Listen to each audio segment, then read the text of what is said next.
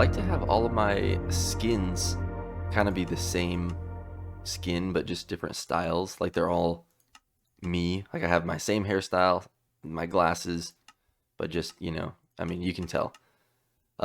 This is supposed to be the default basic one, but I like never use it anymore because I consider all these other ones like, I don't know, the cool ones. And I really wish you could have more than five because there's been a few that I've had to delete to make room for some of these other ones. But you know what? We're going back to the basics today. We're going to the original Montezuma skin. And now that I'm logged in, you can't even see my face because I got a pumpkin on my head. But we're not gonna stick around here right now. We might come back here later in the episode. I really have no idea yet. But I do know that first thing we want to do today is back at our base. So let me head back over there and then we will start the episode officially. Here's the telltale sign that someone's been at your base, logged out here, because people are littering their boats everywhere. I don't really care, but I always joke about how this is my pet peeve that people leave their boats, but maybe I'm the weird one for breaking my boat every single time I get off of it. But I wonder who was at my base. Okay, we're back once again at my base. And the first thing on the agenda, the only thing on the agenda so far, is we've got to name this pet frog that we got. Someone left a comment for what I should name it, and I apologize because I had recorded last episode. I mentioned the naming the frog, and then as soon as I finished uploading, or as soon as I finished recording and editing the video, and then I started uploading it, that's when I saw the comment that someone for what I was gonna name the frog. So I'm not articulating this very well, but basically, last episode I asked for that I still needed a frog name, but then as soon as I recorded that clip, someone commented on the previous video of what they wanted the frog name to be. So, anyways, long story short, I've got a name for this frog, and then we need to figure out a place to put him. So let me get a name tag. I'll be right back. And boom, there we go. He shall be known as Muffin. And I even used the little keyboard shortcuts to make the text a different color to match his orange skin. So yeah, we got to figure out where we want to put him. Some options of what we could do are I can make a little habitat for him somewhere. I could make some sort of aquarium type of cage. I could put him in, I don't know, a building that we have. Yeah, so I don't really know what I want to do yet. I'm gonna think about it and okay, in the meantime, while I think about what to do with our frog, I guess what I want to do is showcase this building right here. I've been wanting to pick an episode to do this in, and there's a few buildings that I want to dedicate, a good chunk of a certain episode to talk about. So I guess today's the day for this one. And we'll see how this goes. Hopefully I can explain what this is in an understandable way. I tried making a video about this before I even started this YouTube channel, and I just couldn't get the wording right or whatever. I don't know. So hopefully this goes well. But essentially, what this is a card game in Minecraft. Now, I don't know. Hey, I don't know if anyone watching also knows the popular Minecraft group Hermitcraft. I'm sure you have heard of them. I have this unfortunate situation where one of the people in Hermitcraft is making a card game in Minecraft. And not that it's a bad thing to be inspired by what they're doing and, make something that they're making. But I swear to you, I made and completed this card game before that person on Hermitcraft ever mentioned anything about them making a card game. So as far as I'm concerned, this is a completely original idea. Believe me if you want, but regardless, it doesn't matter.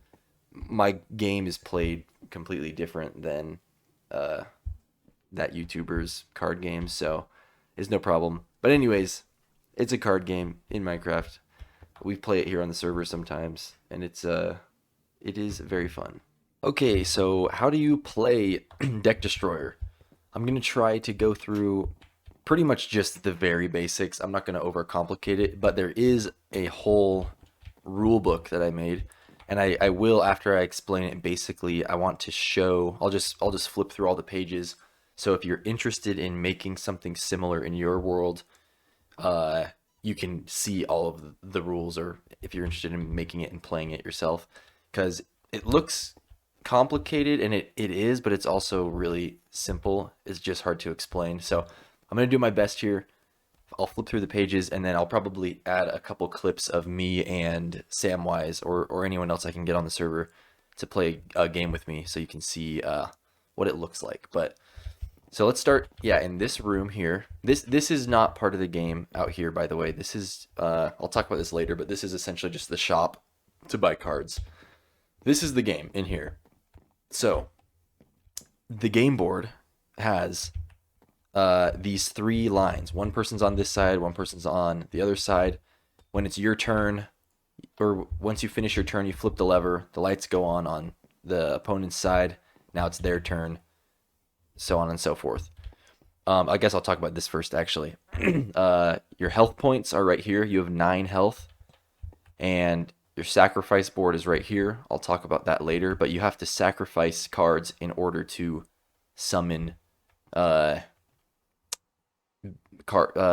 better cards, basically.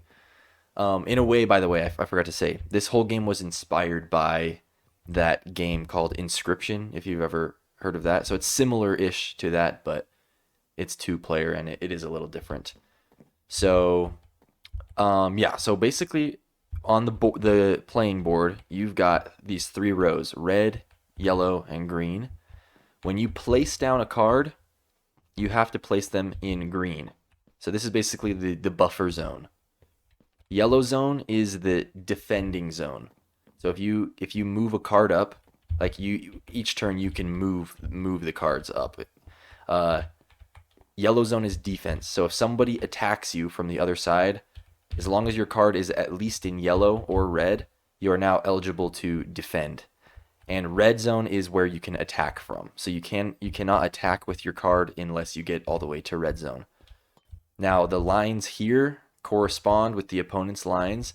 So if I put a card here, next turn I move it here, next turn I move it here, I can now attack this lane.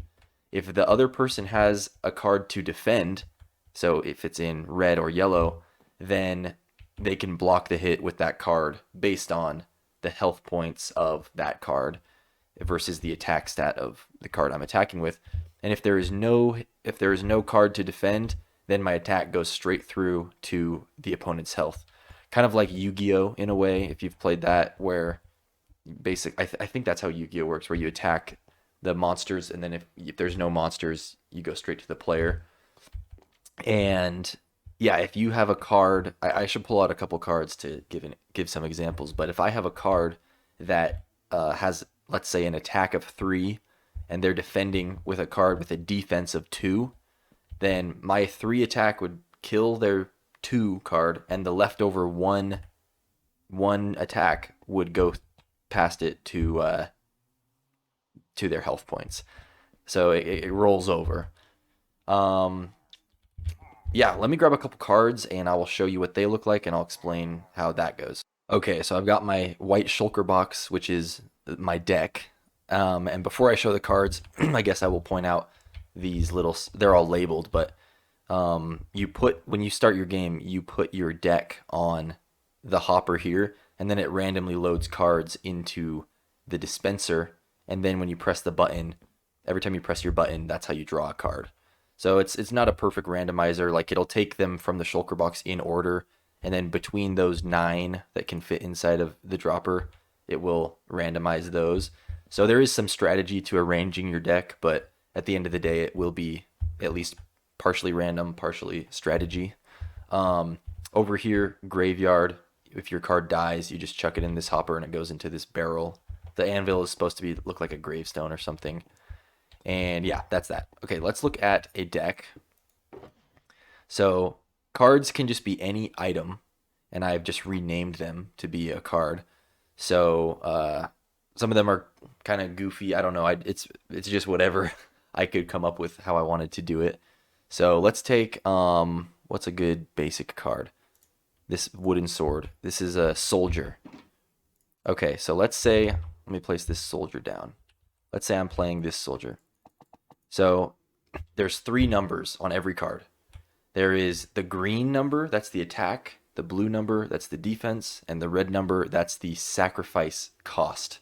So if you have a card on the board and you sacrifice it, you now can use that card. You can use this card as payment later to summon a card, such as this one with the sacrifice cost of 2. So what that means is, to start off the game, you need some cards, such as this one, that have a 0 cost. So every deck has to have 0 cost cards because that's how you start the game. And then, depending on how you strategize, you can implement cards that cost more points so that you can, place down some free ones, sacrifice which ones you want strategically, and then summon new ones later. Now, the stipulation is that you only have 3 moves per turn. So whether that's placing a card down, whether that's moving a card forward 1 space, whether that's sacrificing a card, those all are 1 action, and you get 3 actions per turn. You can do any amount of combination of actions you want, with the exception of you cannot move a card forward 2 times in 1 turn. You also cannot move a card forward on the same turn that you placed it. And those rules are basically just to prevent people from getting a strong card right off the bat and quickly killing the opponent very soon. Those rules allow both players to get somewhat of a setup going before the battle actually starts. So I don't know what else much to say about the generals. One other thing I guess I'll say, and hopefully this isn't too confusing. Some cards, like this Dark Matter one, has, after the numbers, there is an ability in yellow. This ability is called Shove. There's a lot of different abilities. They do various things, from such as one of the abilities lets you place a card starting off on yellow instead of green. Some abilities let you defend from the adjacent spaces to you instead of just the space you're on. Some abilities allow you to attack a diagonal square instead of the one in front of you. There's a whole bunch. I won't go through all of them, but I will now flip through the rulebook in case you're interested in the more specific details. And I'm not going to talk. I'll just flip through, and then I will show a clip of a game. So yeah, here we go.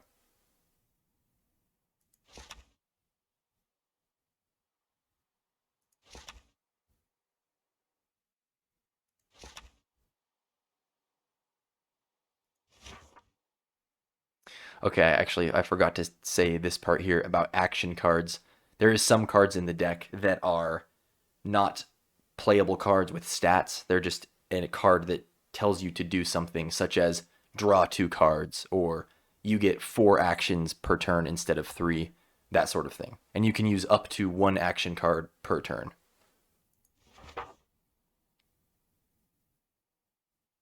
It says all of that in the rulebook.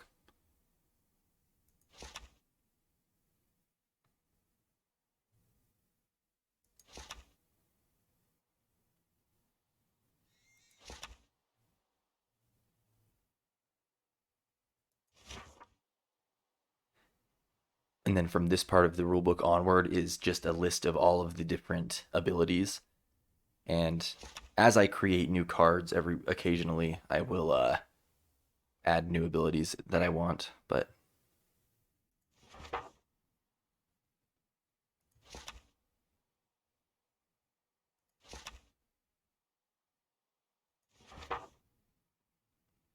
Okay, so yeah, there's the book. Hopefully that made somewhat sort of sense. And here's just a couple clips from a game that we played, and you can kind of see how it goes. And if you like this board game, card game, feel free, make it in your own world. The only hard thing is balancing. If you're going to make your own cards, you've got to have the right mindset of not making something too overpowered or that kind of thing. That's the trickiest part of this game. But yeah, here is a clip from one of the games me and someone played. Okay, I'm here at the game with What's Sam. up? It's Wiggity Wiggity Sam. Time to. Oh my goodness.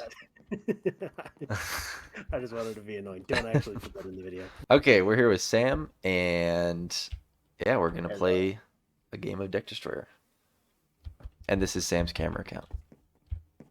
I'm gonna go to the locker room and prepare.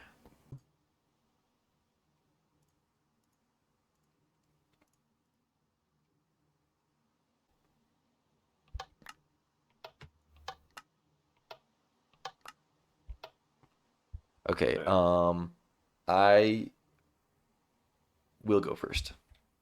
Okay. So I'm gonna go 1 action, 2 actions, sacrifice him, and then I will, for my 3rd action, place the pony that can go on yellow because of his ability, and I will utilize that to pay for it, which its ability it counts as 2 sacrifice points instead of 1. So yeah, there's the end of my turn. 1, 2, 3. I forgot to say, just in case I put this in the clips, you are allowed to sacrifice a health point and use it on your sacrifice board as one of your turns if you want to. 1, 2, and 3. And then I attack with the pony. That does 2 damage to you. 2, 3. 1, 2, and then 3. Play this. And then I lose that health. And the ability on the reborn ability makes it so if you pay for something with this as a sacrifice, it goes back in your hand. So I'm going to use a draw 2 card. okay.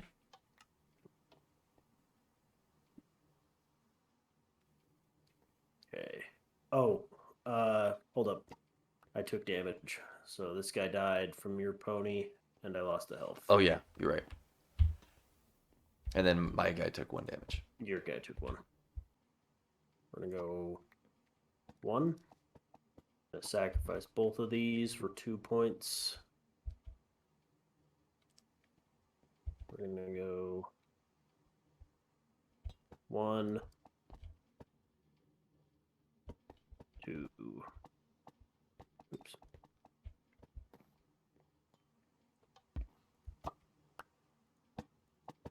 One, 2, and 3. Both of our guys die, and I take 1. Right. I'm gonna go 1. I mean, this isn't gonna save me, but I should have done this 1 turn earlier, and then I could have lived. But 2. Ooh. That's my landmine, and then 3. I think my time has come. All right, and then just for good measure, we'll throw 1, 2, 3. Yeah, why not? That sucks. Ooh. End the game. Okay, so yeah, you would Ooh, do 6 damage, six enough to damage kill him, again. and roll over to my health. Good game. Woohoo! That was actually. Epic I thought I Destroyer. was gonna just get a really good start at the beginning and destroy you, but then you got lucky with all I your synergy cards. Yeah. As soon as you got that little pony thing out, like right away, I got worried. But I've never been this lucky with this deck before, so Good it game. would have been pretty tough. Yeah. Yeah. GG. Okay, well that was fun, and I'm a little bit unsure about how a project such as that and showcasing it how I did will translate to a YouTube video. Hopefully, it was somewhat enjoyable or at least understandable. But feel free to give me feedback on if that kind of thing is suitable for a YouTube video. Um, what else was I going to say? I mean, so for now I'm gonna work on this frog habitat project. So I still got to come up with some ideas for it. So I'll cut in just a second. But um, yeah, I do want to do more multiplayer stuff, like get the other people on this world occasionally in parts of the video to showcase some of the multiplayer projects, such as that game. So let me know if you enjoyed that part. A little bit unsure about it, but hopefully it works well. But yeah, let's get back to business here. I'm gonna gather some resources, get some ideas together for what this frog thing will look like, and I'll be right back.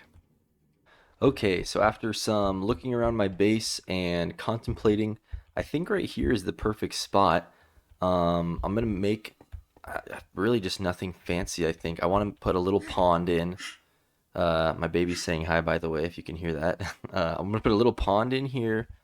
Add, I don't know, I'll just little spruce up the ground with some texture of some kind. I'm not sure. We'll see how it goes though. It's not gonna be anything fancy, and but it should be really cute, and that way we can see our pet frog every time we come into our base here. So yeah, let me get started on it. I might have to put this baby to bed, but yep, I'll be right back. Okay, so here's a little preview of the shape that I want to do. I'm gonna make a little pond. I might do a little island in the middle there, and then I'll just, yeah, see what decorations I can come up with. Really small, really simple build, but it should be fun. So, okay, how's this? Just a little simple thing. I was struggling trying to make a little mushroom, couple little mushrooms just to add some color to it, and obviously that fits the theme of the mushroom island. Not sure if I love them yet, so they might go through more iterations before I have them finalized, I guess. But yeah, I guess this is it for now. Not much else to do here that I can think of. I added some plants, bamboo, sugarcane, the mushrooms, a little island in the middle. I do want to hide a fence down underneath the center island, and then I'm gonna attach the frog to that. Um, so that way he can be leaded to it, and that way he'll stay, within this vicinity, is the hope. So yeah, the only thing left to do is to get a lead and go get a frog and bring him to his new home. All right, come on, Muffin, let's go to your new home. Okay, there we go. We got Muffin attached in there. I think he'll just swim around, and hopefully he'll still be able to hop around a little bit. But yeah, there we go. Nice try, buddy. But yeah, I think that is pretty much all we're going to do in today's episode. Sorry it wasn't a huge building episode. It was kind of experimental just because of the whole showcase I did of the card game build. So I don't know. We'll see how well that goes comparatively, but at least we got something little built, and I think it's a great addition to our base. And by the way, in the background here, my wife is uh, remodeling my sugarcane farm. So in a coming episode, I'll definitely showcase what she ends up building there. So I'm pretty excited. But yeah, thank you guys for watching. I really appreciate the comments and support. The positive comments go a long way, and it is very fun to read all the comments. So thank you. My eyes are gone again, but have a good day, and bye bye.